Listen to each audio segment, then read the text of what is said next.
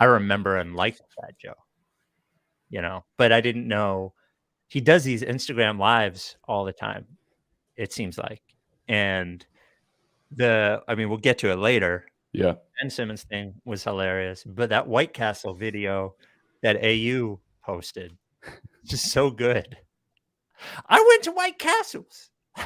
Yeah, he would so good. Yeah, so like I talked about it a little bit in college. I worked at a nightclub in AC, and there was always like a handful of people that would come like every month. They had like residencies and stuff, but it wasn't like the nicest club. So these people that were here, like, it's like the Pauly D's, the reality show people, and then Fat Joe was one of them.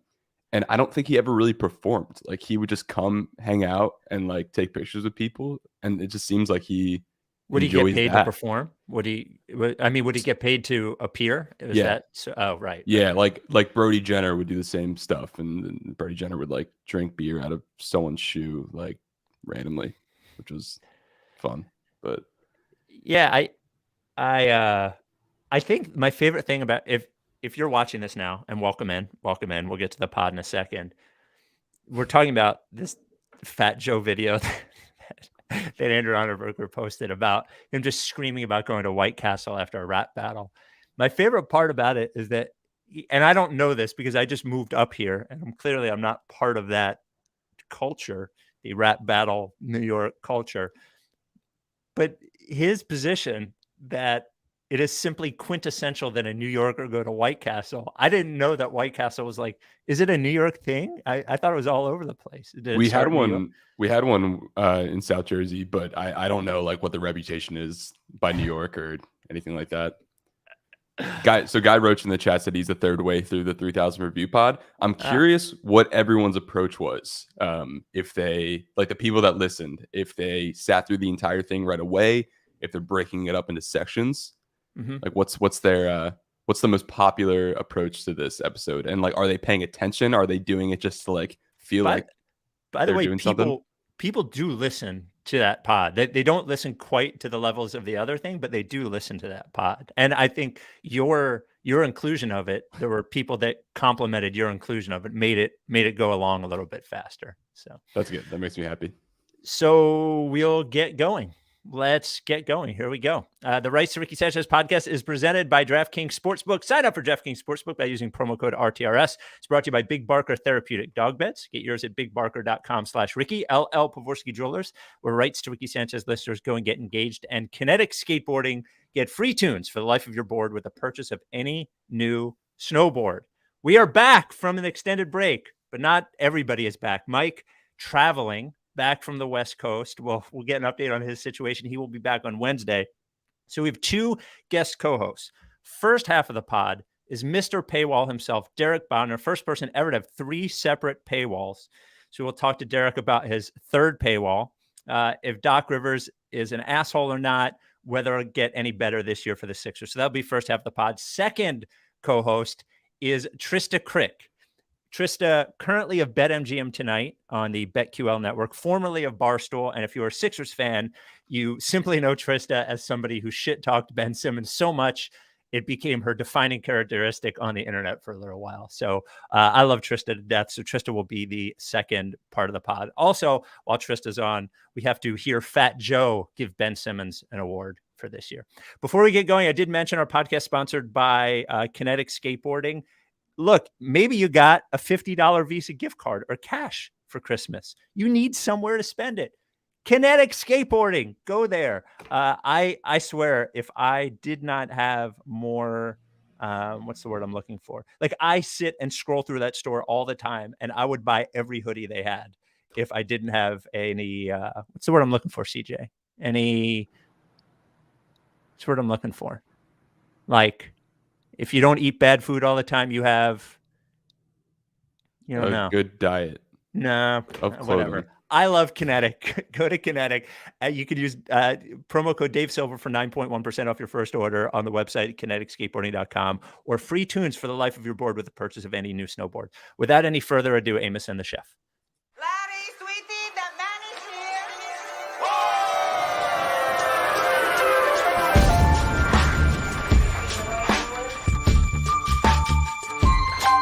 Say the name.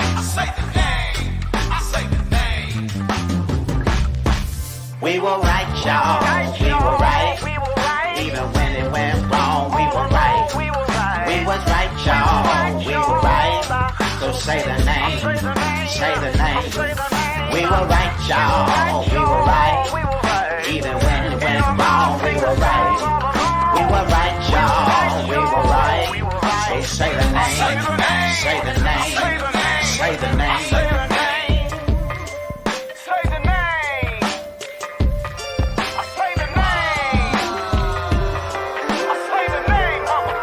the name. Rights to Ricky Sanchez forever. Welcome to the Rights to Ricky Sanchez podcast. I'm Spike Eskin, along with no Mike. Mike returns Wednesday. So for his first appearance in years, I think, Mr. Paywall himself is back. Godner, Derek Bodner. Welcome back to the Ricky Derek. So how does this, do I have to start off with like a 10-minute monologue on 10-day call-ups, 10-day hardship? Like, do you need a retrospective on Stanley Johnson's Arizona career? I could give you a couple minutes on MJ Walker at Florida State. He just signed with the Suns. I could do that. I want to make sure that this podcast is as close to normal as possible, and it feels like what Mike would be doing. Well, how about I saw Haywood Highsmith, I think, had 9 points the other night for Miami. If you have something on that, we could certainly do that. No, I really have no interest in being Mike on this one. Sorry. All right. Well, welcome back, Derek. I appreciate you filling in for Mike. You don't have to fill Mike's specific role. You can just be Derek for that. So I mentioned I want to do the top line of it. So I know a lot of our listeners are probably Derek subscribers anyway. We're Derek subscribers to his original platform, his original paywall platform, and then he went to The Athletic for a while. But a lot of them, don't know what's going on with you. So Derek has a new newsletter called The Daily Six. He left The Athletic, and now he is providing Sixers content directly from him to you. So I guess my first question for you, and I know you wrote it, but like from your mouth, is like why you decided to leave The Athletic and go back to doing this thing. Yeah, I mean, it's something where, I sort of had an opportunity to really think about how I wanted to cover the team for the first time in a while. I certainly, when I left Patreon to go to The Athletic, there's a bunch of reasons. Building out a staff, building out a new product, all that was great.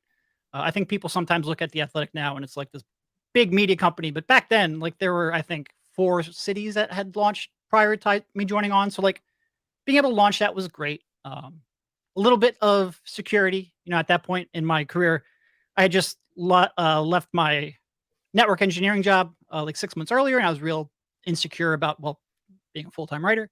But the more I thought about it, even back then, there was a little part of me that watched Ben Falk and him remain independent and him building out his own thing, and sort of wondered what if.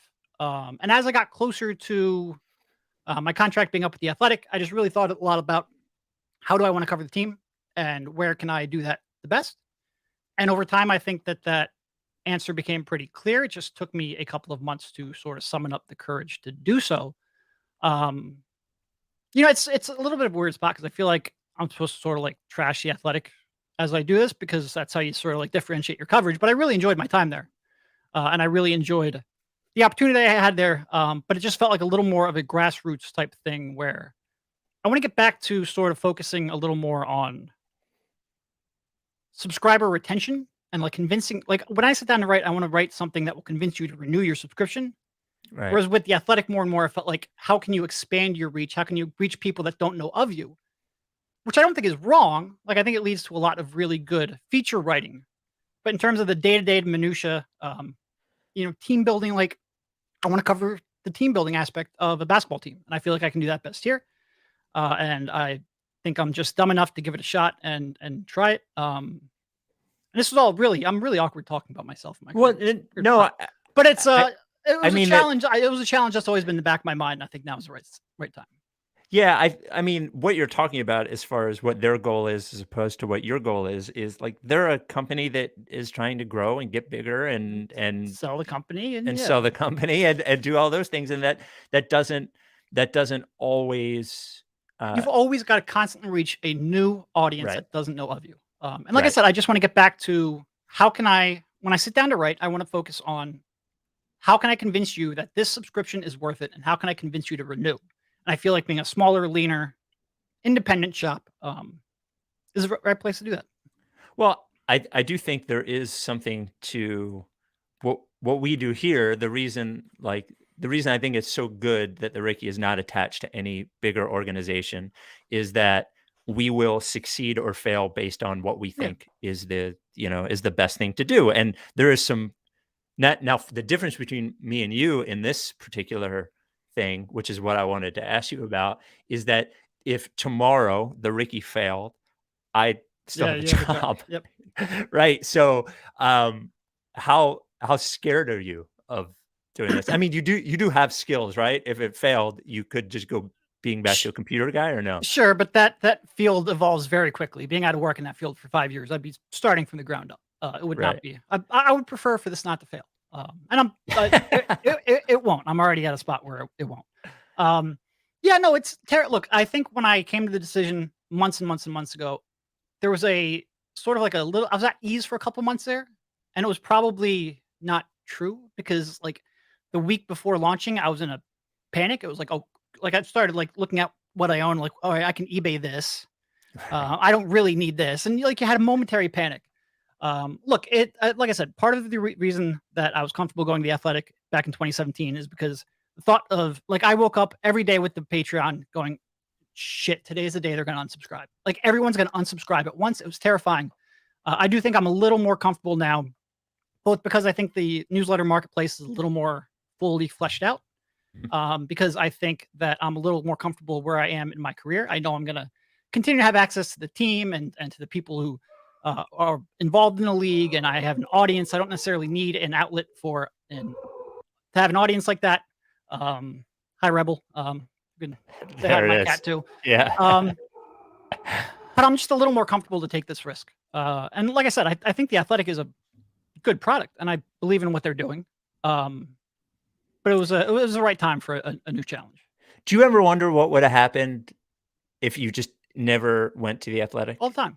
Like I said, I sat there and I watched Ben Falk. I'm good friends with Ben. And I watched him succeed on his own. And more, you've seen a lot of writers. So Ben Falk is Cleaning the Glass, correct.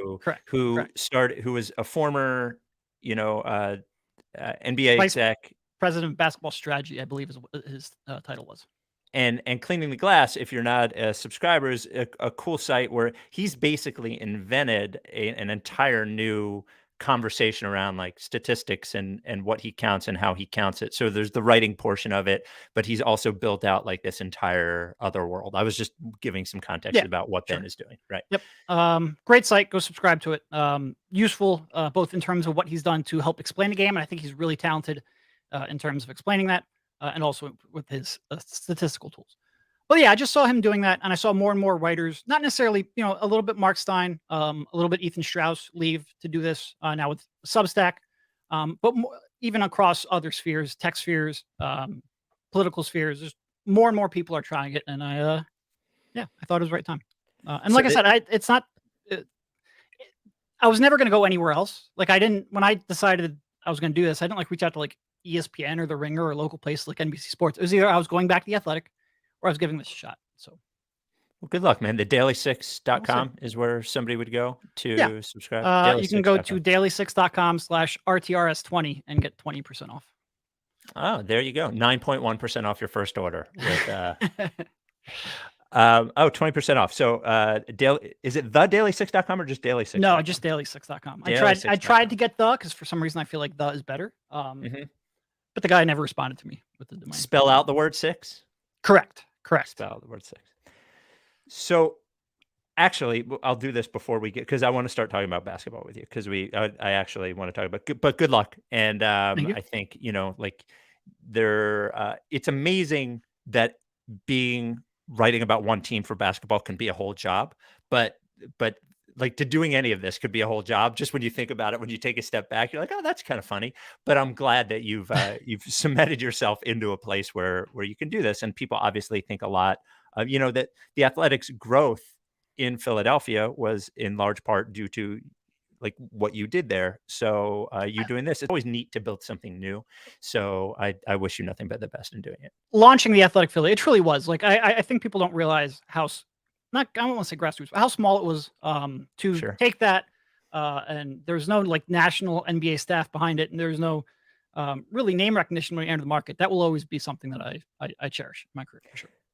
So the Rights to Ricky Sanchez podcast is presented. We do not have a paywall here, but thankfully we have DraftKings Sportsbook, who is allows us to not have a paywall. So thank you, DraftKings, the presenting sponsor of the Rights to Ricky Sanchez podcast. Before we started, I went to look to see if Embiid's MVP odds had changed at all, and he's still plus 4,000, which is behind LeBron at plus 3,000. If LeBron wins the fucking MVP, I will have a heart attack. I think they're under 500. It's enough already.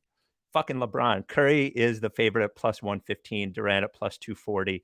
I still like Giannis at plus 850, and I still like the Bucks as a futures bet to win the title. NFL season winding down. Playoffs here very soon. DraftKings Sportsbook, an official sports betting partner of the NFL. New customers bet $5 on any NFL team to win their game. If they do, you get $200 in free bets. That even includes today. So if you're watching live or if you're listening live, one of those games today, bet $5, get $200 in free bets if they win. Same game parlays are now on DraftKings Sportsbook. I know everybody loves same game parlays. I'm terrified of same game parlays, but I know they're a lot of fun. They are now at DraftKings Sportsbook.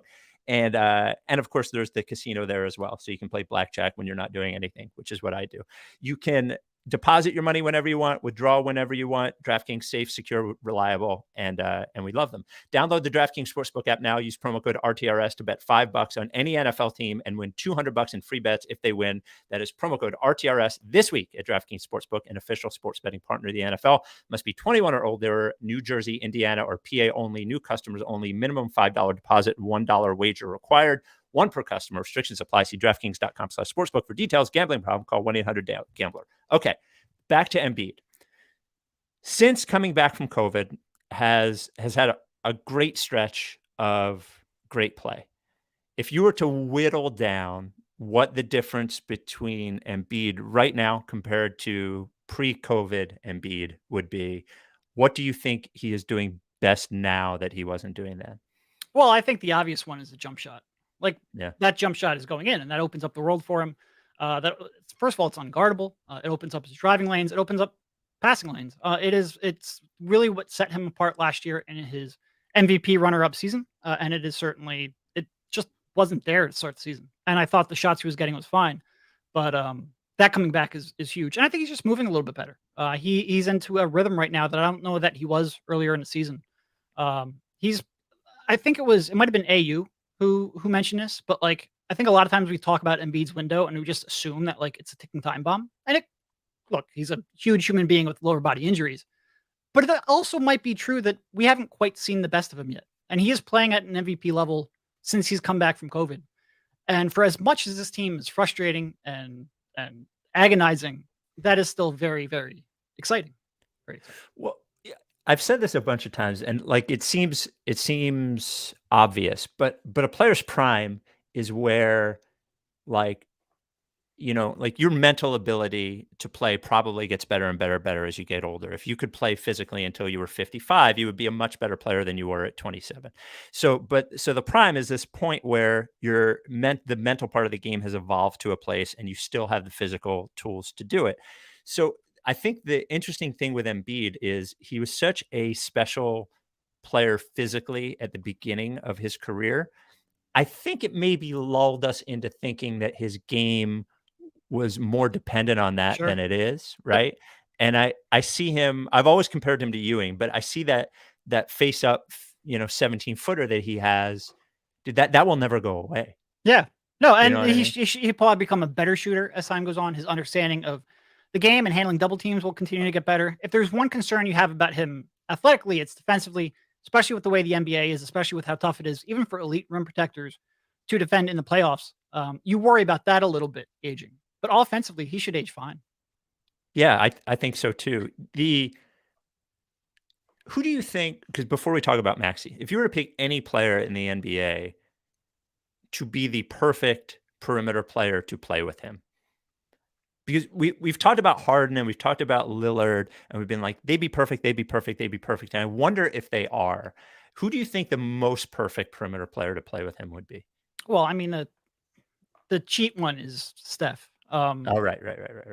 But Dame is prime Dame, and we can get into whether or not we think that is realistic. Prime Dame is pretty close with his shooting, his ability to pull off the dribble, his passing off the pick and roll. He's pretty close, I think. And Dame can play off ball too. He's pretty close. He's pretty close. I sort of wonder whether he would do better with a player who is a little less interested in scoring. I think maybe that, like Clay. Not that Clay's no, uninterested, but Clay's so like good off ball. I'm thinking about a more standard point guard, like Chris, just for lack of a better word, of lack of somebody's popping into my head, Chris Paul, like Sure. somebody who can score when necessary, but is less interested in scoring, but can do it, and is competent and effective handling the ball at the end of games. Like, I wonder, we've said on the pod a bunch of times, like maybe the peak Embiid scores 23 points a game and not 28 points a game. Oh, sure. Like, but maybe not. Right? Like, what if the best Embiid is scoring this much and he needs a lead playmaker to make him a better scorer than to take some of the scoring load off of him? Like, maybe that's more important. Yeah, I still think the NBA is so dependent on having an elite perimeter scorer that the best version of the team, I think, is closer to what you were saying. Embiid scoring 23 to 25, probably being their number 2 option offensively and having a little more to give on the defensive side. But it's a fair question for sure. I do worry a little bit about CP3 and how much he's going to command the ball, and whether, Joel, it takes him a little while to get into his offense, whether or not that might hurt him a little bit. CP3's a basketball genius, so they'd probably figure it out. So I mentioned Maxey. How close do you think Maxey is to being good enough to being a key part of a championship level team? Like, if 10 is he's all the way there, how close do you think he is? He gets better so quickly. Yeah. That it's one thing, like, if you had to say right now, it would probably be like a 6 or 7 maybe. But by the end of the season, that could be a 7 or an 8. I do think that he's so much more comfortable shooting off the dribble than off the catch. And I do think that what he showed against the Nets is what happens when he is comfortable taking those catch and shoot threes. And when defenders have to close out on him, if he can just get comfortable doing that a little bit more, I think slotting him into a role on his team, a high usage role on his team, becomes a lot easier. I would say he's pretty close to having a role. The question is whether the Sixers have enough where they don't need more from him. Right.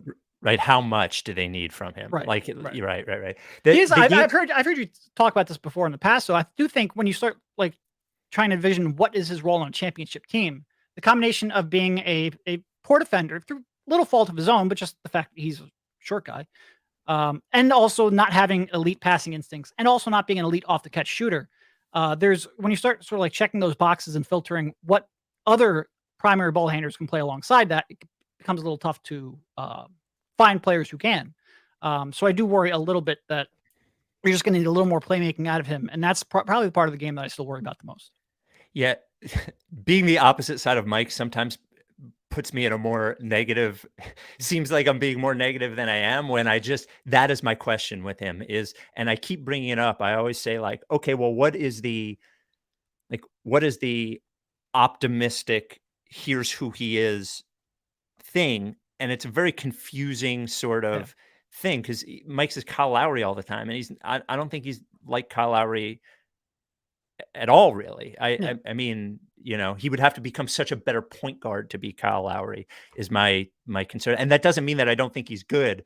I imagine him a lot more as a 23-minute bench guy on a title team than as a primary guy, I think. Yeah, I think he needs to take a step somewhere, whether that is bulking up just a little bit. You don't want to bulk up too much because that might impact his athleticism. But bulk up a little bit, become a deadly off the catch shooter, or just become a little bit more willing of a passer and a setup man.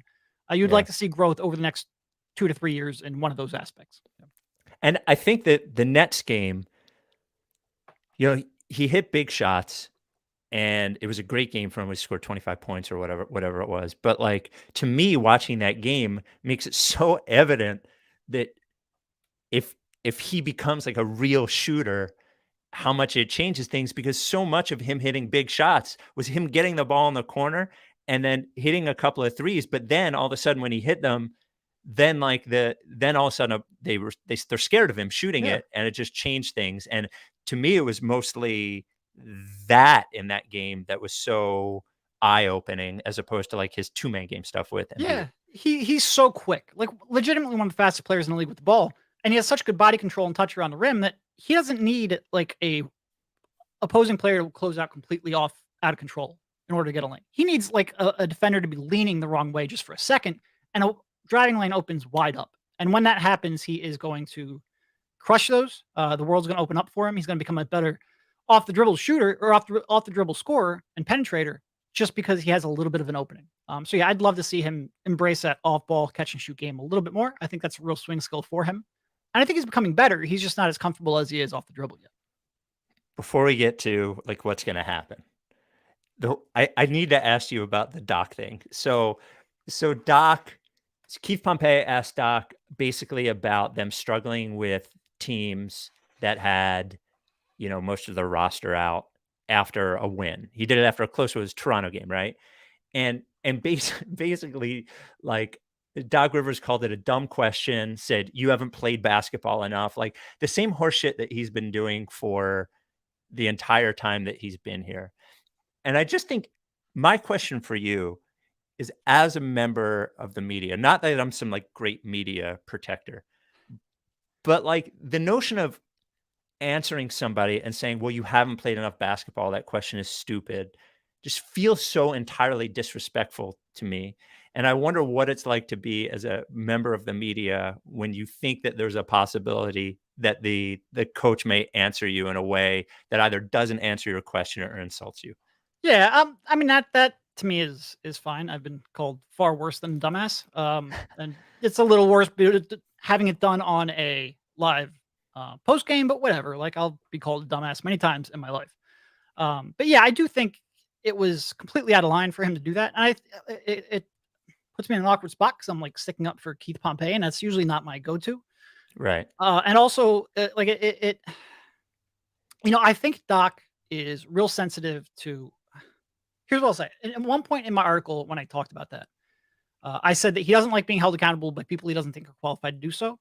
And I got some feedback from people around the league that have worked with him, and I think that's pretty close to spot on. I think he gets real defensive at times when he gets criticized. I think you can, even if you think that is a dumbass question, and quite frankly, I don't think, people say a win is a win. Well, they didn't win that. What was it? The Miami game, or the Atlanta game. Like they blew a couple games there against teams that were decimated. They were playing down to their competition. It was a fair question, even though they pulled it out. But even if it wasn't a fair question, like you just don't call a reporter a dumbass and say he hasn't played enough basketball to have an opinion on that. Like it's not the way to handle it. Well, it's what he's done the whole time. It's what he did with the whole, It's like so many times, and every time he's done it, it's backfired on him too. And quite frankly, the media has proven to be right on pretty much every time he's had a reaction like that. So yeah, he might want to dial that back a little bit. Yeah, I've brought it up a bunch of times. One of my favorite things that Ike ever said on the air, Ike Reese on WIP, is when Doc kept saying that when people asked about Ben shooting, he'd be like, well, you guys are worried about that. I'm not. And Ike was just like, you're going to worry about it. Trust me. Like you haven't been here enough. You're going to worry about it. So yeah, he feels to me like somebody who just like is over it. Like over all of this, but like I think he's certainly over the scrutiny that comes along with it. Yeah. He might still love coaching. We see 10 minutes of practice, and they quite frankly practice like once a month at this point. He might be really into that, but I definitely think he is over some of the public aspects of it, the scrutiny of it that comes along with it for sure. If you had to bet on what 2022 will be like for the Sixers, like all things frustrating. Yeah, I feel like frustrating is always the answer with this. Or weird or something like that. But I keep thinking, and I'm a glass half empty guy by nature, and I just keep thinking to myself, fuck man, this is not going to work out. Like this is not going to, like, it's what keeps going through my head. And I keep like looking to how are we going to feel after the trade deadline? And then how are we going to feel at the start of next season? And I think there's a real possibility that we'll feel unfulfilled after the trade deadline. but I also feel this sneaky suspicion that there's like a real possibility that we will feel unfulfilled at the beginning of next season, because it's not through anyone's current fault, but the fault of everyone who made the decisions leading up to it. I guess if you had to predict like how you think it's going to go, how do you think it's going to go? Well, predicting optimism around this team has not worked out well Right. at any point. And I get that too, because like Joel Embiid is everything you could hope for. Like he is playing at a level that when you started the process, like you hoped you got a guy like him, and to be sitting here and being like, I have no idea how they're going to get a co-star alongside of him. It is, it's terrifying. It's terrifying. If I had to predict, I think the trade that they make, I go back and forth a little bit. I think Daryl is just risky enough to try to keep Ben and stubborn enough, quite frankly, to potentially try to keep Ben past the trade deadline. But I think if I had to predict, I think they're going to make a trade. I think it's going to be very disappointing. I think if it works out, the best case scenario of a trade, I think, is something that might set them up for a second trade in the summer. But it'll have so much uncertainty that you'll probably panic. Yeah. I predict panic and Great. Frustration. That's always a good prediction with this team. And I certainly think that's where we're at. Great. That's awesome. And last thing, will we get beginning of the season Ferk ever again this year? It's crushing to me. It'll be for like a week and then he'll go back. I love Ferk. I love the irrational confidence of Ferk, both the passing and the shooting. I love the shoes. I love the flair. I love all of it. But you don't love him for being a consistently impactful NBA player. All right, Derek. Daily6.com or daily6.com/RTRS20 for 20% off a subscription. So good luck, man. Thank you. Appreciate Look it. forward to your fourth paywall. Yeah, and maybe someday I'll even start a podcast. Yeah, maybe. I do appreciate the fact, when Spike invites you on the podcast, he has this big list of stuff to prepare for, and he's like, make sure you have headphones, make sure you have an internet connection. And it's like, I don't know if that comes from having managed a radio station for a decade or however long you've been doing it, or from working with Mike and AU and maybe some of their technical difficulties. But I appreciate the level of detail in the preparation you put for me coming on here. And I wouldn't need that if I would ever just start up a podcast like I've been talking about for years. But you would we'll know how to goes. do it. Yeah, for sure. All right. Thank you, Derek. Thank you. Before we get to Trista, Big Barker Therapeutic Dog Beds. First, we have to give a congratulations to Eric from Big Barker. Eric, owner, I don't know, is he like CEO? I don't know, whatever you call him, of Big Barker, got engaged this past week, got engaged to a Valerie. I also married to a Valerie, and bought the ring from LL Pavorsky Jewelers. Like, come on. I want to say like sponsor on sponsor crime, but that's not crime. That's good stuff. Big Barker, one of our long-term sponsors.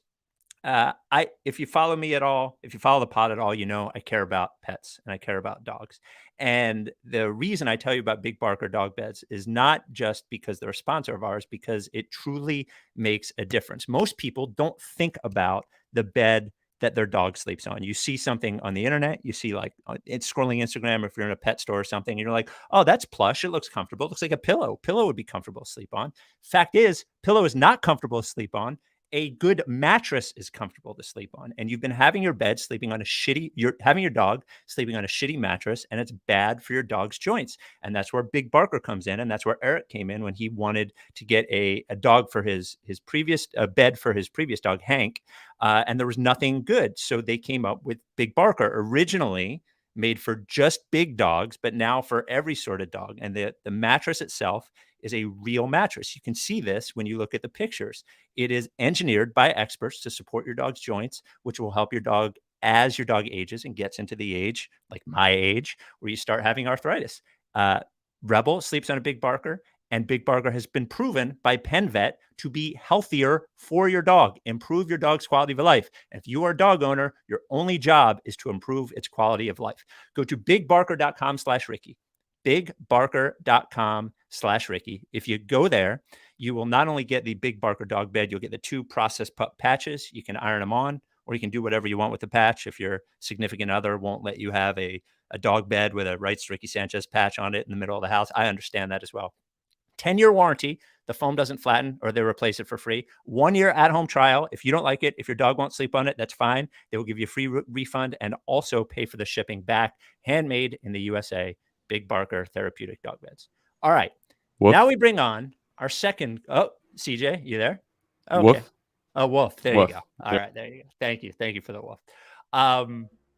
We bring on our second guest co-host, who couldn't be more different than our first guest co-host. And we are robbing, somebody said in the YouTube comments, we are robbing the world of Mike versus Trista, which would be really funny. And I feel like we have to do sometime. So Trista Crick of BetMGM Tonight on the BetQL network.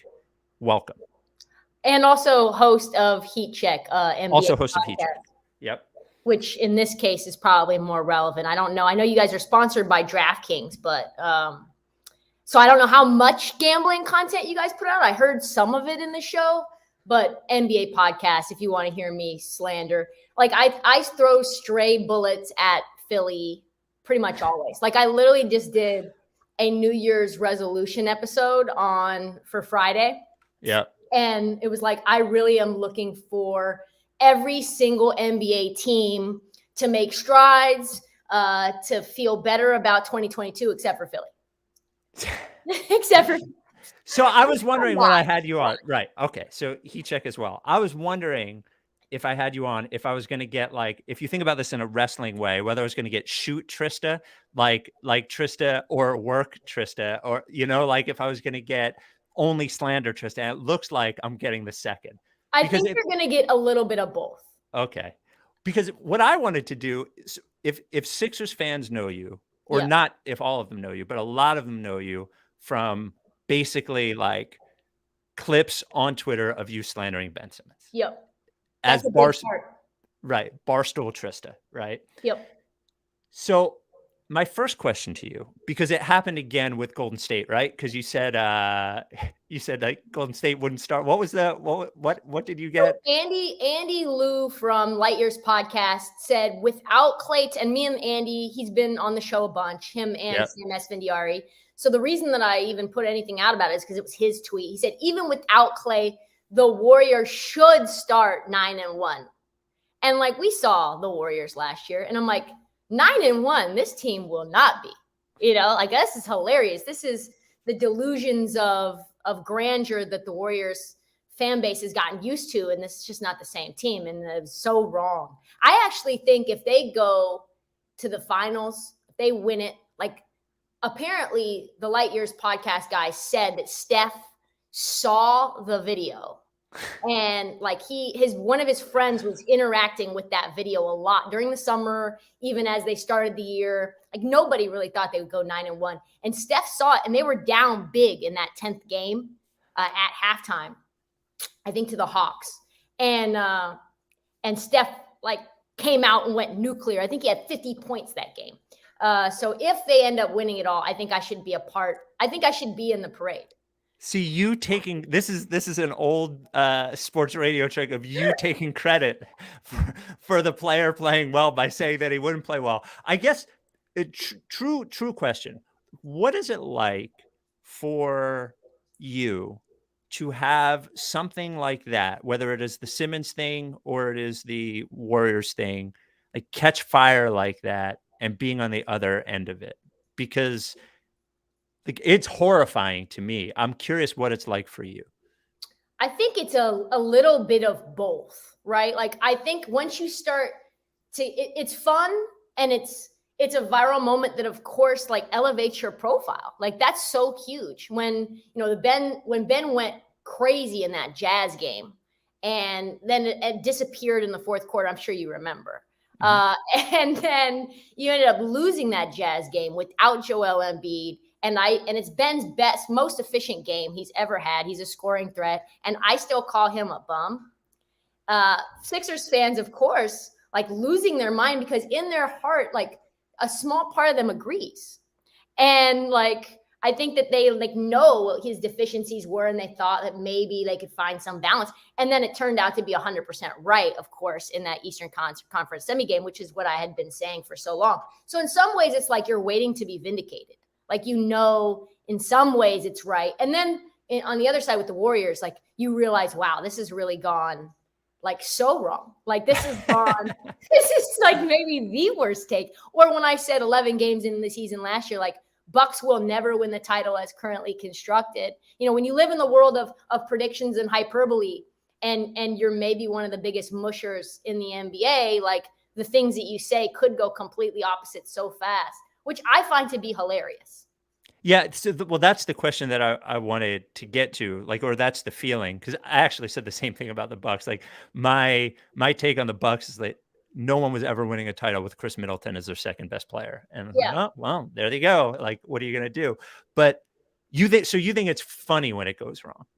Yeah, I do. Like I can play along with it. I think with the 9-1 video, I duetted it on Twitter, and I was like, who is this girl? Like, she is a joke. Like, this girl needs to delete her account.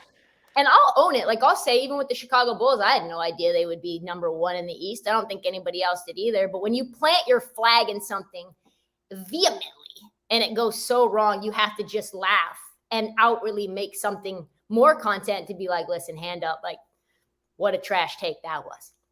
So it must be weird too, because to go back to the Simmons thing, right? So here was like, to most people is like, who the fuck is this Barstool girl that is talking about Ben Simmons? But then you are defined by that 25-second Ben Simmons take, or your 20 or 25-second Golden State take. Is that bothersome, or is it just like part of the game? I think it's part of the game, like, because I'm so much more than that. I think if you listen, it's all promo for the pod too. Like, I hope that people go and listen to the actual full takes, not just what's happening on TikTok, because, you know, there's a lot of research and reading and watching that goes into, you know, takes. And a full episode is a lot different than just a 20-second clip. And I am a lot more than that too. Like, I love the wrestling vibe of like saying things and poking fun and, you know, finding ways to, like, I wouldn't call it trolling. I guess you could put it the type of trolling that like Joel Embiid does, right? Like, it's playful in nature. It's not designed to hurt anyone. I think it's just, you know, this is not like diplomacy here. We're talking about the NBA, a child's game that we all love.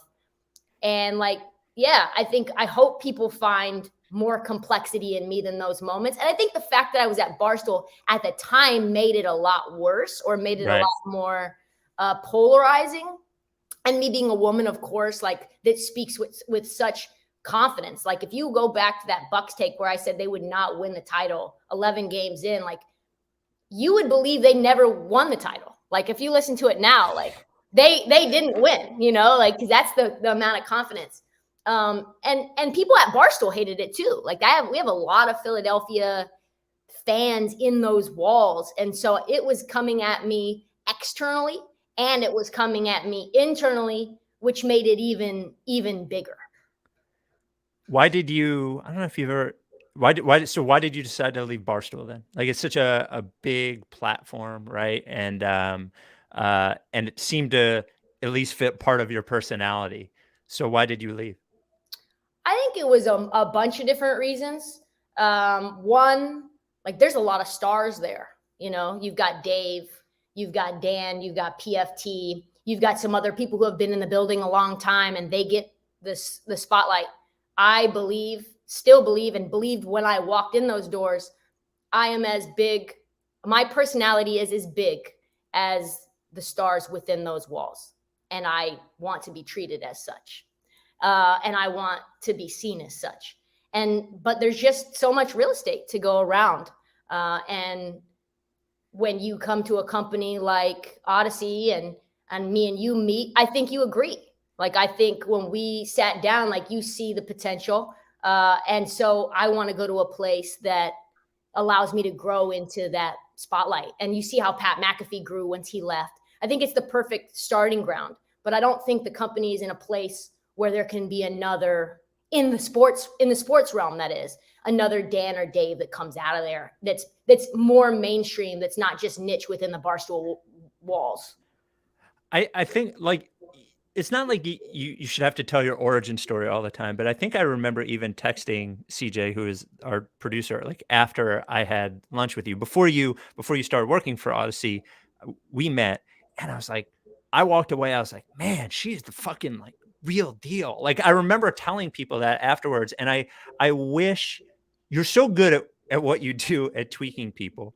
And by the way, I don't think it's trolling if you believe it. Like, Yeah. as long as you mostly believe it, then it doesn't count as trolling. To me, trolling is when you say something that is What's the disingenuous. percentage though? Like if I'm exaggerating it, if it's like I believe it and then I'm exaggerating it and I'm leaning in, is that not trolling? Or like is it just like you have to believe it like at least 50-50, or where are we at on this? So my rule, we've actually talked about this. My rule is like 65 or 70%. And if you can believe in something 65 or 70% and you can push it all the way, it's not interesting to say that to me, it is not interesting to say, I think it's unlikely that the Bucks will win the title.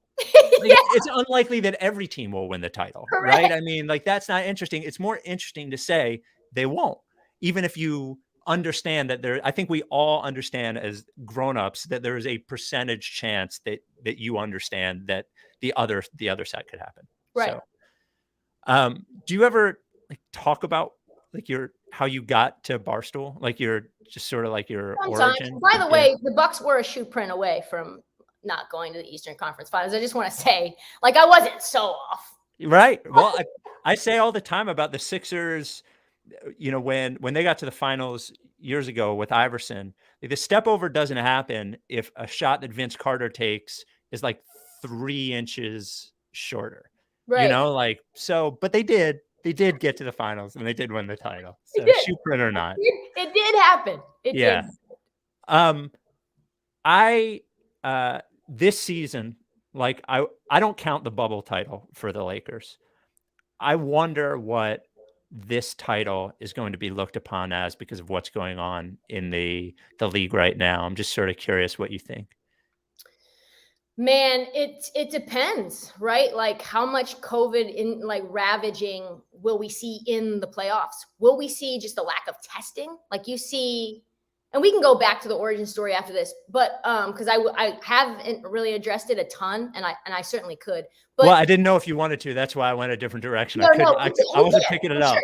We can't for sure. I just wanted to make sure for the record for everyone that like is listening that I wasn't like so off. So we can go back to that. That's totally fine. But yeah, the COVID ravaged season I think is a huge deal, and it was a huge deal last year. I think it depends on who's asking. Whoever wins the title, that fan base will think that this was a totally legitimate year. Right. Whoever gets screwed, let's say it's the Nets. They're going to say, well, we didn't have Kyrie Irving for X, Y, and Z amount of the season. We only had him for away games, yada, yada, yada. I think it's just going to be all about the lens that it's coming from. Do I think it's more legitimate than the bubble season? Yes. Like, I don't think you can say no fans, no road games or home games, that's like as important or as meaningful as every other year. But at least we had it. You know, at least we had basketball where that was seriously in doubt. Yeah, I think contextually, when people look back on things, there are some things that they're able to forget for championships and some things that they're not. Like this player couldn't play or this player got injured. I think all that gets forgotten. I think that'll happen with this season. The bubble one, man, they had like 4 months off before they played the playoffs. Like that is a real thing. And to your point, there were no road games. There were it's winning something, but it's not winning a normal title. I don't think. And I think that's why people call it the Mickey Mouse title. And the fact that it was the Lakers also makes it, I think, and LeBron makes it less legitimate to everyone that's not a LeBron James fan. Yeah, like, it's great for takes. It's great for LeBron takes. Amazing, which he's playing at an MVP level right now. It's like getting lost in the shuffle because the Lakers are so trash.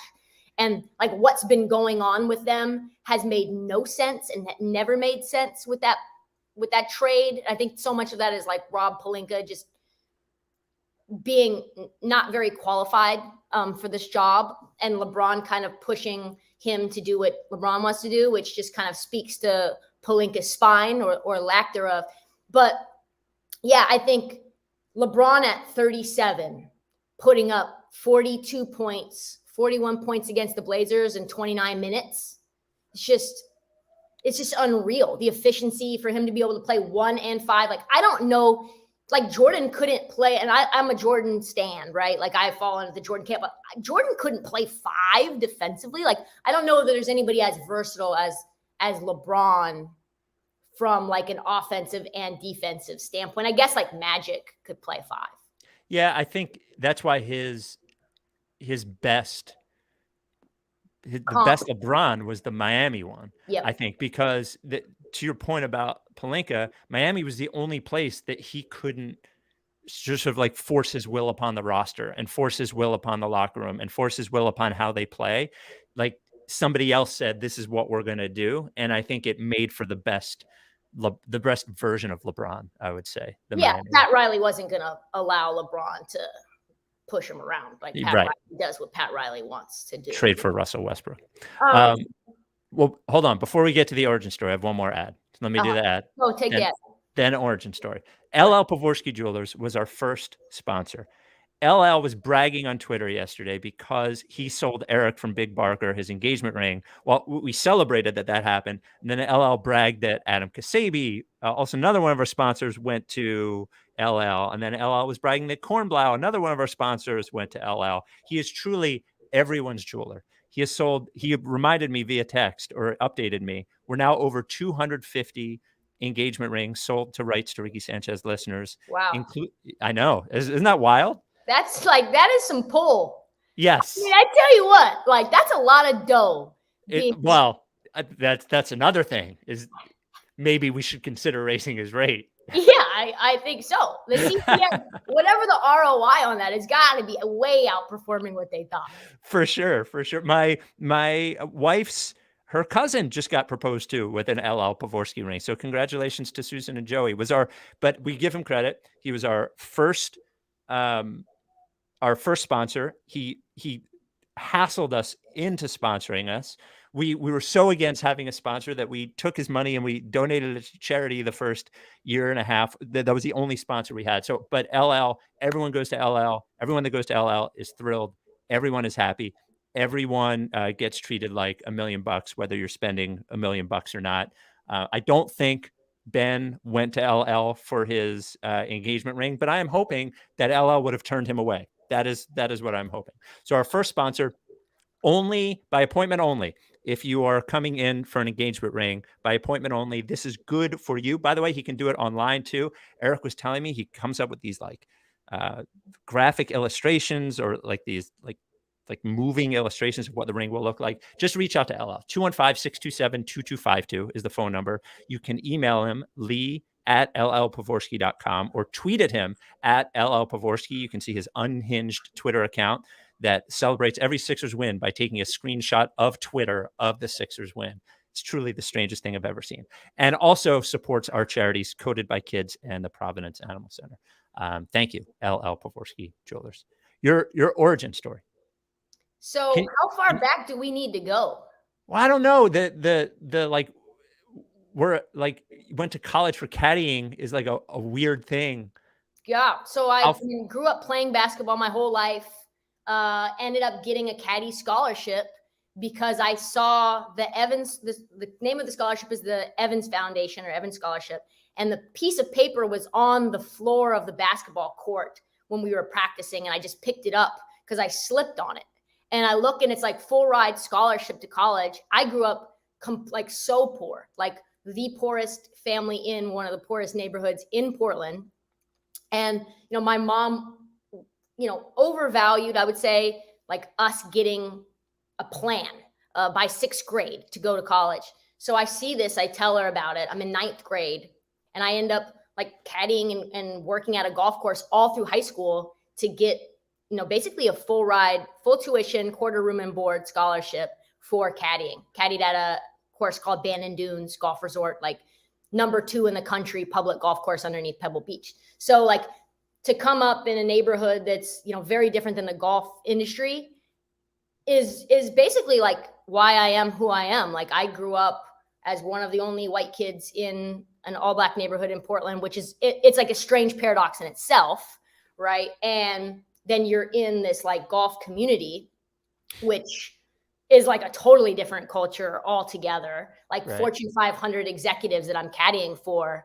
And so like being able to straddle both worlds from a socioeconomic perspective and a cultural perspective is why people can't peg where I'm from, why I sound like I do, why I talk like I do. And that kind of adds to a level of like, I guess being misunderstood about who I am and what I'm about, right? Like, so end up going to Oregon for finance because I wanted to have a life of security.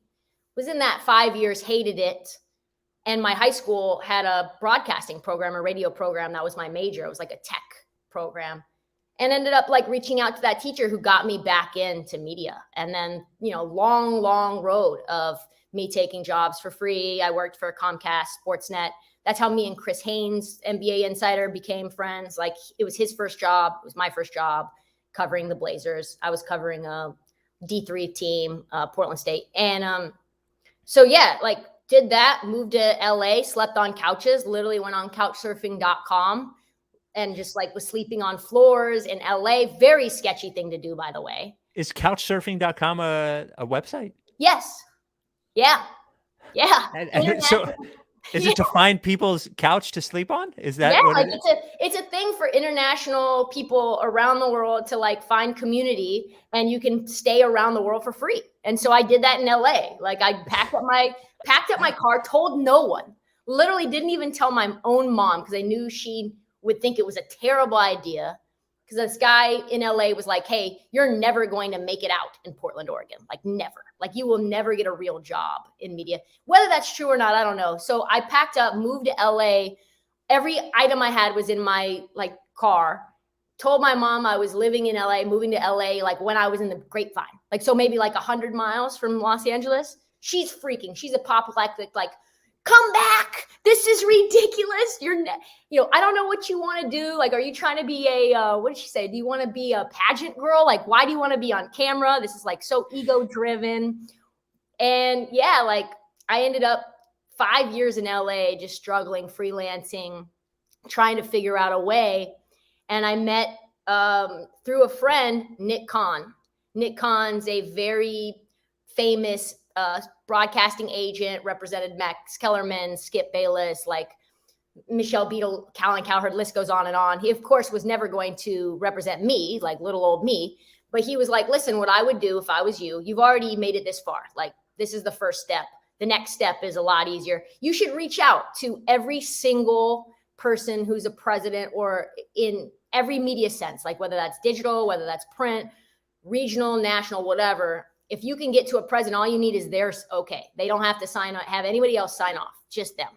So I reached out to like 250 people. I had like a spreadsheet and I just hit them up. And I was in phone sales for a long time when I was in finance. I was in finance, like I said, 5 years. And one of the jobs was making cold calls. So I just did the exact same thing. Hey, just wanted to like get an informational interview and see if you guys would assess how I was, my skill level. So many people said, like, listen, you're just too raw. You don't sound like anyone else. Like, you don't sound like a sideline reporter. And the person who ended up taking a big chance on me was this guy, Dave Morgan, who hired Woj. He found Woj at the New Jersey Bergen Record and found this other guy, Dan Wetzel, and a lot of guys at Yahoo found Shams, like guy who had kind of low key found people, like diamonds in the rough kind of a deal. He hired me to be the face of USA Today. Long road even within that just to get a full-time job. Moved out to DC and somehow they allowed me to cover every sporting event under the sun, like every major one, from Olympics to the NBA Finals, the World Series, college football championship, everything, which was huge. I like interviewed all these athletes and I wanted to add like a level of more entertainment value, right? So, and I wanted to be seen. Like, I don't want to have 550 video views in the corner of some random article behind a paywall. Like, that's trash to me. Like I said, I think I have a better personality than just be some girl that is like auto played on mute. And, like this is like, I just think so. And they didn't like my style of, not being a journalist. I've never considered myself to be a journalist, even if I want to be fair and truthful. Like, I think of myself as an entertainer that talks about my favorite games, Barstool, I saw getting a ton of traction. So I reached out to someone that I knew. She had me meet some of the like early Barstool employees. And they were like, well, listen, you got to have Dave sign off. Dave Portnoy has to look at you and say, yes, you're a fit. We're not even sure if he'll watch your tape. Like, he's busy. And I was like, okay. So I went to the World Series and I get a text message from this woman, Jen Simons, who put me in touch and gave my tape to Dave. And she was like, Dave saw your stuff. He wants to meet you. And I'm like, okay, what are we going to do? Are we going to do coffee, or like, we going to have lunch? Like, what's the deal? And she's like, he wants to have you on his 2-hour Sirius XM radio show. And I knew at that point that things were dicey, right? Like, I don't know. I didn't ask anyone. I was like, okay, yeah, fine. Got it. This is your shot. This is the last step. If he likes you and you kill it on the radio, you have a job. Okay. So I get there and I'm in the green room and he says on the air, we've got this girl, Trista Crick from USA Today. It's basically a tryout. Like, this is the tryout for a job. He said that on the air. On the air, national radio. He can't lie. Like, he can't. Like, why else would I come on? Like, why would you have this girl from USA Today on? So he provided, truthful context, but I was like, oh man, I am screwed. Like, I am going to either be getting this job or I'm going to be in hot water in some respect. But I thought USA Today really, and they did, they really liked me. They built an entire vertical around me where they had none.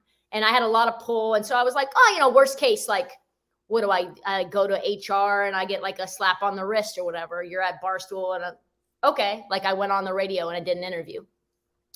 But then it comes up that because the video that he watched of me was at the Super Bowl interviewing Pat McAfee.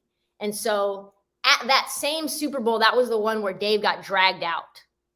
And I'm like, your PR people reached out to us for me to interview you. And he was like, well, what happened? And I'm like, well, my producer shut that down, like, pretty fast. Like, they didn't like Barstool and me. They didn't want to give you a platform, which I thought to be hilarious. Like, me giving Dave Portnoy a platform. Right. You're joking me. Like, right? Like, this is the biggest thing we'll do all year. Like, if he retweets this, everything changes for me and like everything changes for, our coverage and maybe for this like vertical we're trying to create. And he's like, give me a platform. Are you kidding me? Like, USA Today is a squirt gun and I am a water hose. And I'm like, fair. Who was this? Like, which producer shut this down? He goes crazy. He's like, this is why I hate old media. Like, this producer probably has like an ink quill pen and like uses a typewriter. He's like trolling, like hyperbole. And the fan base finds her and like sends a screenshot of her and me, or him and me in a room, like on the live stream, to her Twitter. And so I call her and I'm like, hey, I just want to let you know that your name came up on this interview that I did. Just came up. It just came up, It wasn't anything like crazy. And I tried to say like, she's a nice person, but like, there's a lot of people who have this misunderstanding about, bias and ethics and journalism as it relates to Barstool. And like, that's not a journalistic place. And so then she basically takes that up to the highest of the high. She sends me a text basically like, the last words from her was, I hope it was worth it. Oh. And he and I had a great time. I was on the radio 2 hours. Like, I was only supposed to be on for like 15 or 20. He's like, so what do you want to do here? Blah, blah. We'll get back to you. There's a lot of stuff going on with the end of year, blah, blah, blah. I'm like, okay, like, who knows how long this is going to take? I get a call. Sorry. Emma. Sorry. Dog barking during the pod is regular and accepted. Don't worry about it. It's one of our dogs is always barking. So I get this email. I get a call from my head of video. And I miss it because I'm getting on the train back to Washington, D.C., which is where I was living at the time. And then I check my email and it's like, you've been removed as an administrator for USA Today Facebook. You've been removed as an administrator for USA Today Instagram. You've been removed the administrator from the USA Today Twitter. And I'm like, I call my producer and I'm like, I think I'm fired. Like, I'm pretty sure I'm fired. And he's like, no, like, it's probably just a glitch. You know how it is, like, with us and social. I'm like, I don't think so. And so the guy Russ calls me and he's like, hey, Trista, hey, hope you're doing well. You know how like managers are. Hey, how's it going? Like, everything good? Everything good? Yeah, nice to hear your voice. Yeah. Just wanted to know how you ended up on Barstool Radio. And I'm like, yeah, I was invited. I was up there in New York anyway. Like, said yes. Barstool is huge platform, so I thought I would do it. And he's like, so why did you think it was a good idea to mention your producer by name? And I was like, well, I mean, there's like a million Sandys out there. Like, I don't know, like there's a million in LA. Like, I don't know what we're doing here. Like, she's a public figure. She's got like a blue check mark. If she's not going to be able to stand by her decisions, I don't know what we're doing here. He's like, well, yeah, you put her at risk for the Barstool mob to come after her. She's scared for her life now. We've ordered security. I'm like, that's a lie. Like, she shut down her Twitter. I immediately Google, she hasn't shut down her Twitter. I'm like, that's a lie. Like, these are lies like that you're saying to me to try to justify some Can I cuss on You this? can curse. Yeah, some bullshit excuse. I'm still getting used to like where I can cuss and where I can't. Yeah. And some bullshit excuse just to like fire me. And he's like, so yeah, today is your last day. And it would really behoove you to not say anything about this, like to anyone other than your lawyers. And I was like, yeah, see, Russ, I'm going to probably talk about this tomorrow. Like, this is a big deal. I'm probably going to talk about this a lot, in fact. So I call the woman who set up the interview with Dave. And I'm like, hey, by the way, I was fired today for going on the radio. And she's like, really? I'm like, yeah. Just want to let you guys know, I'm not sure how that affects like my chances of working here. But like, I'm unemployed now and I'm thinking about selling used cars. So I don't know. Like, I don't think I'm in great standing in the media world at this moment. And like, I don't know who's hiring me right now. And she's like, all right, I'll call Dave and Erica, the CEO, and, see what they have to say. And like literally 30 seconds after I get off the phone with her, Dave Portnoy follows me on Twitter and DMs me. And he's like, hey, heard you got fired. I'm like, yeah, I did. And he was like, man, that sucks, but I'm definitely not surprised whatsoever. And I'm like, hey, I'm really sorry. Like, I don't mean to like make this uncomfortable for you, or like, I don't know how this affects what we're doing. And he's like, what's it going to take for you to get here? Like, I'm totally down to hire you, like on the spot. And in fact, I want you to tweet out that USA Today fired you and that I immediately hired you. I was like, this guy owns the moment, Yeah. He tells me basically what to tweet, tells me not to tell anyone until like I tweet it and he retweets it. So I say nothing to anyone. So for like 24 hours, people think I'm like fired with no job prospects. And I'm like, okay, well, we'll see if they actually do hire me, if they actually do get a contract. I tweet it. He quote tweets it with the Statue of Liberty quote, like, give us your week, give us your tired. And I'm like, oh man, this is wild. And all of a sudden, just like, I have to turn my notifications off because it's just like, I'm getting calls after calls. Like, it's probably one of the wildest days of my life. And then from there, it was like, was Trista just a mole? Like, did she get fired on purpose to work at Barstool? Like, everybody's trying to like angle their way in to get there. Like, what's your motive? And, I think the way that I got there really changed the trajectory of me and how I was seen there in a not so great way. I'm happy that it happened because I'm not sure whether I would have been hired otherwise. Like, not from like a standpoint of me being liked by Dave, but just like they were doing the Penn deal at that time. Like, right. They were in talks with Penn, and it took a long time for anyone to get hired after that. So if I wouldn't have been fired at that moment, I'm not even sure. And then COVID hit right around the corner after that. So who knows? I'm happy it happened the way that it did. But man, it was stressful when it did. You mentioned journalism and not what you do. I think the reason that journalism gets tied to sports talk so often is because when sports talk started, not for lack of a better description of what you do, right? Because it all starts with that. Sports talk started when they took journalists and just put them on the radio. And that's what it like started as. But now it's just people giving opinions on sports. Is like whether it's podcast or not, there's some people who are journalists who do it, but it's not. I tell people that all the time when they go like, you're supposed to be a journalist. Like, this is not journalism. There's a place you can go for journalism, but it's not here, and it doesn't mean it's no less, and it doesn't mean that people are lying, but it does mean that it's a different thing than journalism. Yeah, you can't say the things that we say as like a traditional hardcore journalist. You can't say that Ben Simmons is a bum, like in any respect, like at all. Like on Twitter, you can't say it unless you're a columnist, right?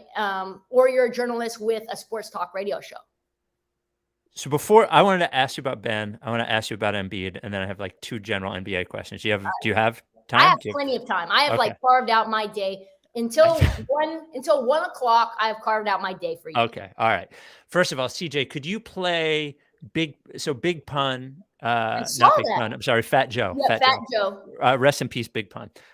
Fat Joe was doing an Instagram live and was doing his year in review and mentioned Ben Simmons. CJ, could you play Fat Joe on Ben Simmons? The biggest loser in the universe is Ben Simmons. What the fuck he doing? What he say? He can't come back and play? He's like, Ben Simmons, biggest jerk. He done lost too much money or whatever the case may be. Now, I got to say, as a 45-year-old, seeing Fat Joe do it, because he was like top shit when I was in college. And I'm like, Fat Joe doing that. If you had to guess what the rest of his career would be like, Simmons, if you really, I thought you meant maybe Fat Joe at the moment. Yeah.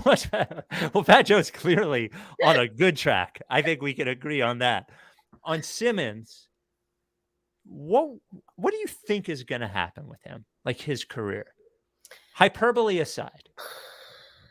I really do hope that he goes somewhere where not only he can be held accountable, but he buys in and trusts and respects those who are in charge, because it's hard to respect or to, do what someone like Daryl Morey wants you to do, because you're so outside the realm of what Daryl Morey wants, right? Like, we know the type of guards that Daryl Morey likes, and that's not Ben. If he was to go somewhere, now that Becky Hammon has taken the job at the Aces, for the Aces, we know that there's a likelihood that Pop stays around past this year. I could see Ben buying in to playing for Greg Popovich. Now, Greg is a Grizzly, he's not the biggest like motivator in terms of carrots, right? Like, he's a player's coach, but he will speak the truth to you. I think he could flourish in a system like that. I think he could do well in a place like Miami. I'm not sure that's going to happen. Place like Toronto, high culture from front office, from ownership down. I want to see that for him. I really do. But he has to, like, all jokes aside, he has to look inward. It's one thing to shoot jumpers in a empty gym. It's another to do it in live game settings in the NBA. He needs to be moved first and foremost before he does anything. It looks like he's found happiness from like a standpoint of love. That's key. There was a lot of tumultuous stuff going on with him and Kendall Jenner, and like her seeing Devin Booker and like all this wild stuff. Like, I would love to see Ben somewhere where the spotlight isn't on him, like not a New York or a Philly, not a place where the media is crazy. Even a place like Indiana, I'm not sure him and Rick Carlisle will get along, but like a place that very clearly he's a cog in a system, and like encouraged to grow, but still allowed to be himself and not have to be the person that you need in the fourth quarter to do anything. I just wonder, I've mentioned this before on the pod, I wonder, even if he goes to a place like that, he still has to play 41 away games. And I just wonder if, like, he will get the peace of mind in time to be able to handle what opposing fans are probably going to do to him. Everybody talks about it being Philly. Forgetting about Philly, when other fans see when like Fat Joe has put you on his New Year's Eve biggest trash human being list, like, we're in another place now. Right. You're a target. Like, you're on the radar. And I think everywhere he goes, if he goes onto the free throw line, like, people will do that to him. And it takes a certain kind, what's he, 24, 25? I couldn't have handled that at that age, the position that he's now in, whether it's of his making or not. I wonder if that will get to him, if that peace of mind will get to him in time for him to be able to handle that, is my biggest question about him. Yeah, and maybe he'll get traded. I was talking to Jimmy Patsos about this. Like, maybe he'll get traded to somewhere where he integrates with the team and doesn't play this year. Like, if you're a team that wants to make the lottery and you're still getting, like, say, Portland, hey, you've got Paolo Banchero, you've got Chet Holmgren, you've got, Jabari Smith, you've got all these guys who could help your team. And then like, if you just ride the rest of the year out with Ben and don't play him, let him integrate into the team, enjoy the culture, probably find counseling. Like he does need, and I'm a huge proponent for people to find therapy no matter what is going on, even if it's just maintenance.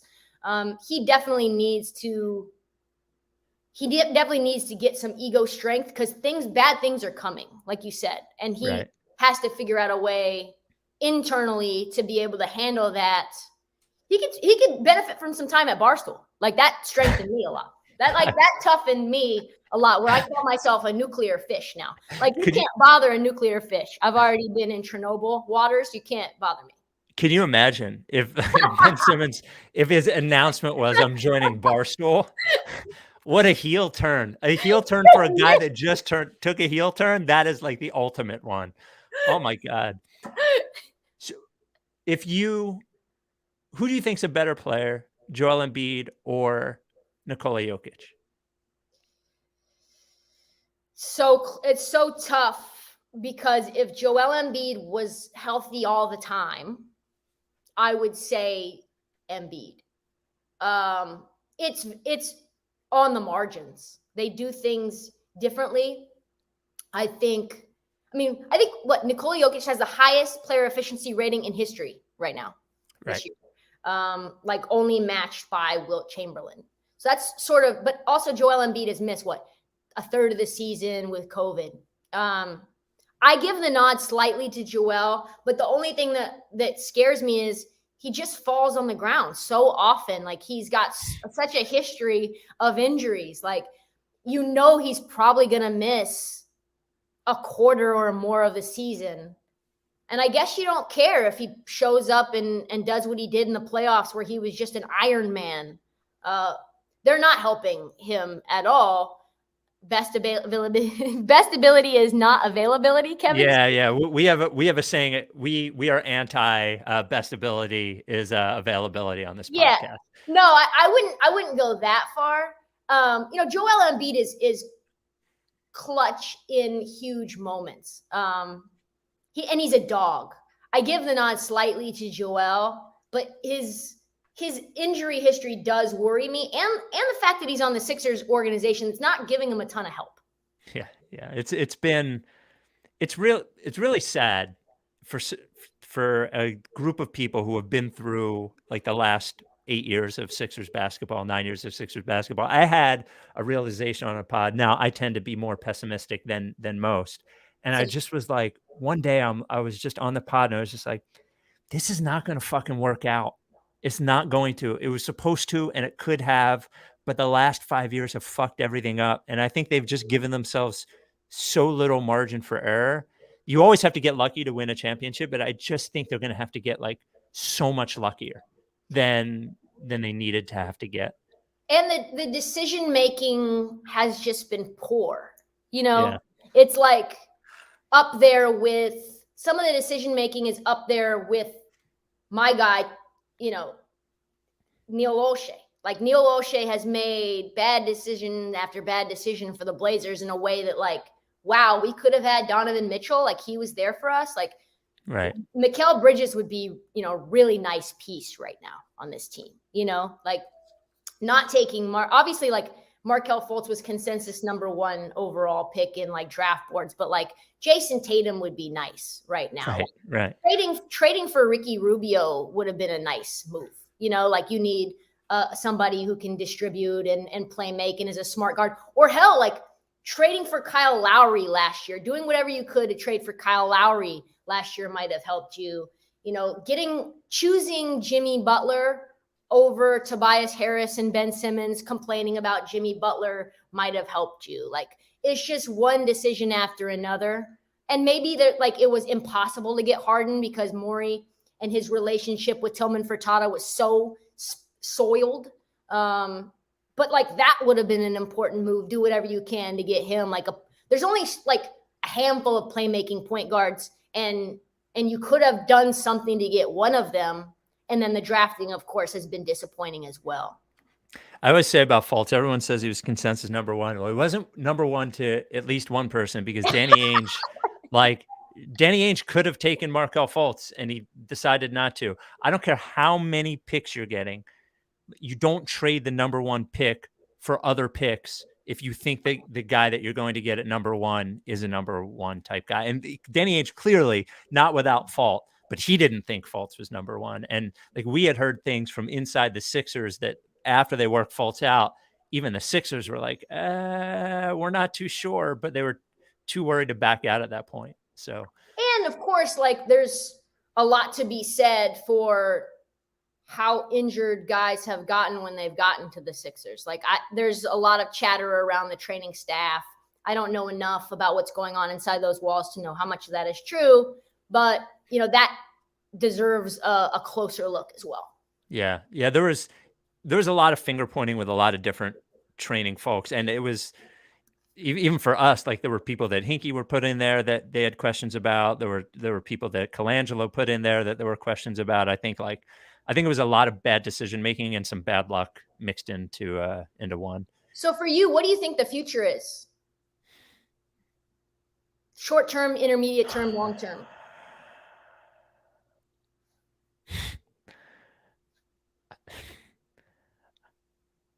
I don't know, man. Like there's part of me that thinks they're going to get Harden this summer. Like there's a lot of chatter about Harden this summer. And I think that is a possibility. I think making a trade for the player that they need by this trade deadline is not going to happen. So I think, this will be a season that ultimately ends in frustration and hopefully we have some growth with the young guys. Like if they don't make that trade in the offseason, if they don't start next season with a actual second star, like I think there's a real serious chance that Embiid is not on the team the following season. And that is like the nightmare scenario. I would hate to see him waste his prime playing for a team that has no chance of winning. And I do think it's an interesting time. He doesn't have an agent. It's an interesting time to not have an agent, because I think the next year and a half will be an important time for him to have a good agent. Ben has shown what it's like when you have somebody who's maybe not great. So I don't know. I'm not optimistic. I think my answer is if you were to make a Ben trade right now, what would the trade be? Not like a Daryl Morey delusional trade, but like what realistic trade scenario do you think you would I think you have to find one that gets young players, picks, tradable contracts. Like, I don't think there is one out there. I wouldn't do that like middle trade. I think it was John Hollinger suggested Sabonis, Sabonis, TJ Warren, and like a young player and a pick or something like that, because then you can trade Sabonis again. I guess that is a reasonable facsimile of what you want to do. The problem is that even if you don't think Ben is a huge plus on the trade market, you still need to get up to $40 million of salary for whoever you're trading for in the offseason. And the problem is Tobias is a negative. Like he's a negative asset. Like it will cost you picks to get off of. So whatever you do, I think some combination of at least plus value contract, players that people may want in the offseason, and picks to strengthen what you do is what I would approve of at this point. Did you see the Bleacher Report 3-team trade? Where Which one? So it's Sixers get Karis LeVert, Norm Powell, Larry Nance Jr. Pacers get CJ McCollum, Nasir Little, Cody Zeller, a 2024 first round pick, 2022 second round pick. Blazers get Simmons, Miles Turner, and Danny Green. So all the Sixers get out of that is Norm Powell, Karis LeVert, and Larry Nance Jr. Yeah, I would make them better this year, and they're all like Karis LeVert's a free agent, I think, and I've never been a Norm Powell guy. I was definitely a Gary Trent over Norm Powell guy. I don't know, it would make them better this year, and that both him and Nance are like all three of those guys could play with the Sixers, so like could play with the team that's at now. It feels like a little bit. I'm not very high on Ben's value, but it does feel like a little bit of. It does feel like selling low but maybe that's what it's going to be, you know? Yeah. All right. You have to put $100 down on any team, on a team to win the title this year. Who do you put the money on? It's going to be funny to put this Warriors pick that you're about to make next to your other Warriors video, isn't it? Can you tell that that's what it is? Yeah. Well, I could tell when you didn't say it right away. Is that what you would do? Yes, I would. You would bet on the Warriors? I would. I think the Suns will be tough to beat just because of Ayton and because Chris Paul has been hurt like always. And I really hope he stays healthy. I really want to see that Western Conference Final 7 games. It could go either way. But the fact that they're this good, the fact that they just won last night as 5.5-point dogs to Utah without Draymond Green. Yeah. And they don't have Clay, even like Clay has not been in the lineup for 2 years and they're still number 1 in the West. How could I not? I mean, yeah. It pains me to say it. I like the Warriors, but it pains me to be so wrong. Who would you put the $100 on? I would put it on the Bucks. Yeah, I think the Bucks I give slight edge to the Warriors just because of just what I'm seeing. But I think it's harder for me to give the $100 to the Bucks because it's so hard to go back to back, right? Like, right. But Giannis is incredible. They were my preseason pick, and there's like a different air about a team sometimes after they win a championship, especially if they keep all of their pieces. And I think like it was an iffy run to the championship. You know what I mean? Like it was it could have been derailed at any point. But I think sometimes when you go through that, it makes you a different team. And like you're not as shaky in the times that you were shaky before. And I just think they're like waiting around. That is my perception of them, that they're just like they're waiting around. They will be great at some point. I don't buy the Nets. Me neither. You know, like the Warriors, as amazing as what they're doing, like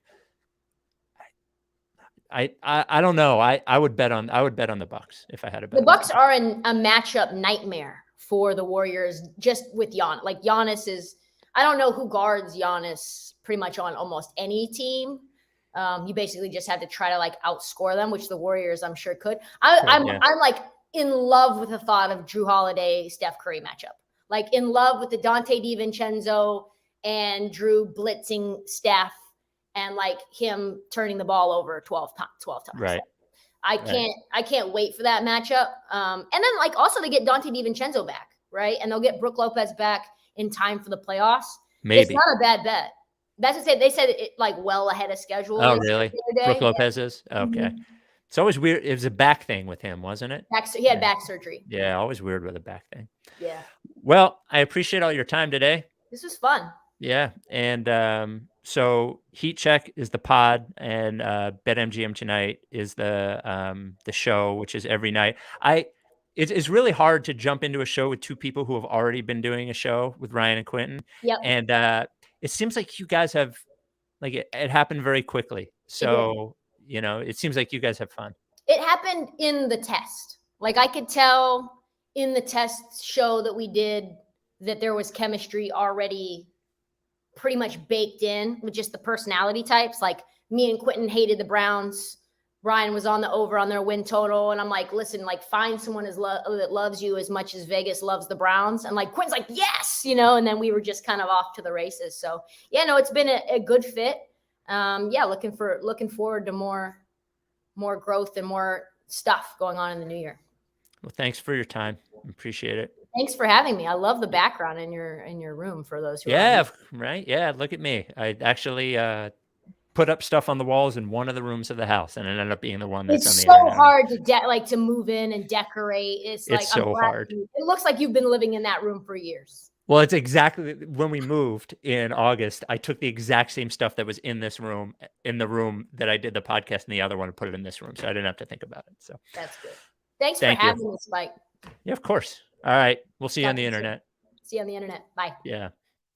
Well, that's it. Mike will be back on Wednesday. Thanks for hanging out. You going to do it, CJ? Are you down Sure. with TTP? Yeah, you know Lickface. See it?